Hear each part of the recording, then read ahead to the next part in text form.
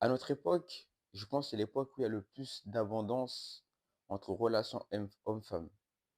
De nos jours, on peut être sur n'importe quelle plateforme et les femmes, elles peuvent être courtisées comme les hommes aussi.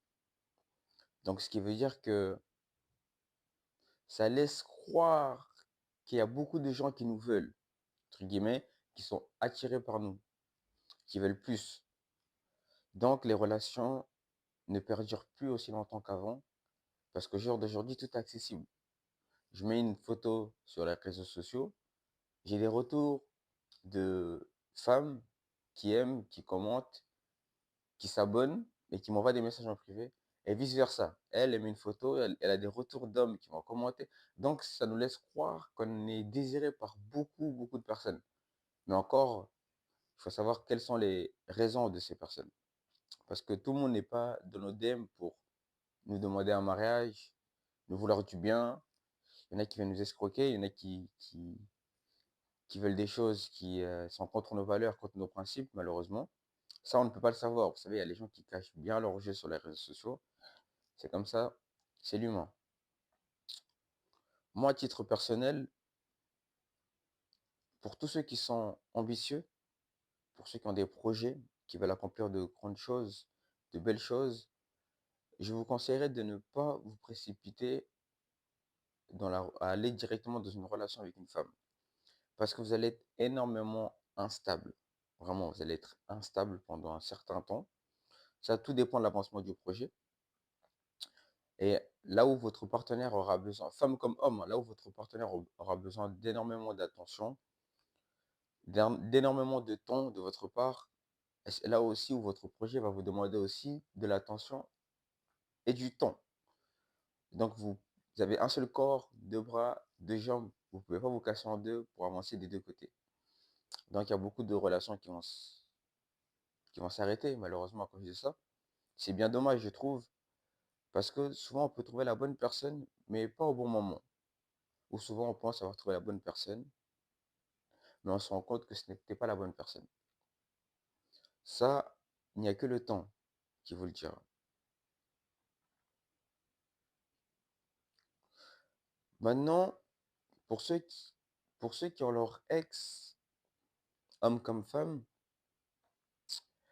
moi j'ai parlé avec un ancien, des personnes plus âgées que moi, ils m'ont dit que ce n'est pas mal, ce n'est pas mauvais de se remettre avec son ex partenaire. Seulement, hein, il faut voir les conditions dans lesquelles vous êtes quittés auparavant. Si c'est en bon terme ou en mauvais terme. Parce que si c'est en mauvais terme, fortement déconseillé. Si c'est en bon terme, c'est qu'il y a eu du respect entre vous, il y a eu de l'amour entre vous. Donc, il y a possibilité de refaire. Il n'y a pas de souci. Maintenant, il faut savoir aussi que c'est à la fin d'une relation que l'on connaît vraiment la personne. Parce qu'à la fin de la relation que tu as eue avec cette personne, tu verras en fin de compte comment cette personne était, quel était le cœur réellement de cette personne. Parce que moi, j'ai connu beaucoup d'amis à moi, une fois qu'ils ont eu rupture avec leurs ex, j'ai entendu de la part de leur ex même beaucoup de choses qui ont été fausses, énormément. Parce que moi, je suis ami de son ex, donc je sais ce qui a été, je connais la relation. Mais moi, j'ai des échos comme quoi il a été ceci, pervers narcissique, ce qui est complètement faux. Et c'est dommage, mais c'est bien aussi, parce que ça lui révèle en réalité qu'il n'a pas perdu grand-chose, entre guillemets. Il a appris de cette relation, mais il n'a pas perdu grand-chose. Parce que ce n'était pas une bonne personne pour lui et c'était une personne n'allait pas, qui ne respectait pas ses principes et ses valeurs à lui. Donc ça n'allait pas le faire sur le long terme. Il y a beaucoup de relations comme ça. Une fois qu'il y a la rupture, vous commencez à voir le vrai visage des gens. C'est l'humain, c'est comme ça, il faut s'adapter. On n'y peut rien.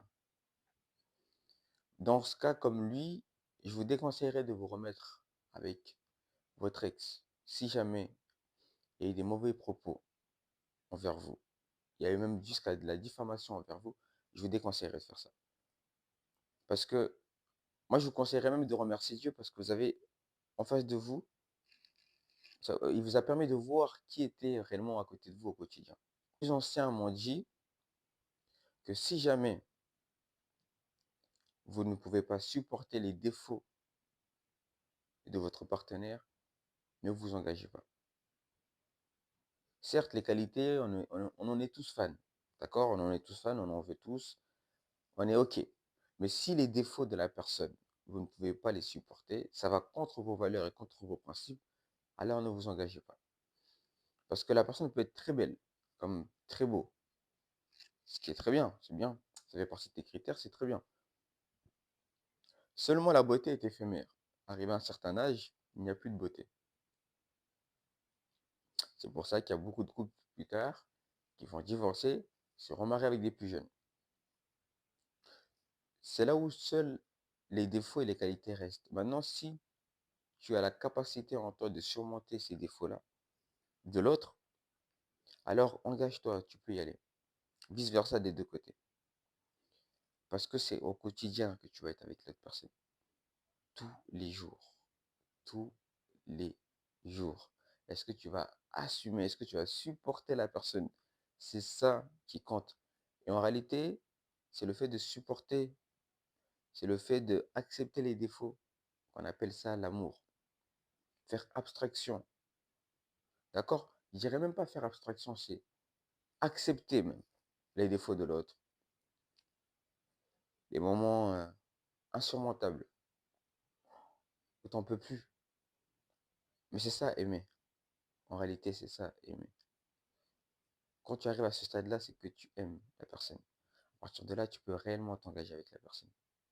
Si les défauts, notamment par exemple, je sais pas, quelqu'un qui, après la rupture, tu comptais te remettre avec ton ex, et tu vois qu'après la rupture, en fin de compte, elle a fait quelques phases que tu n'apprécies pas et que c'est contre tes valeurs et contre tes principes, là, ça sert à rien de s'engager avec elle.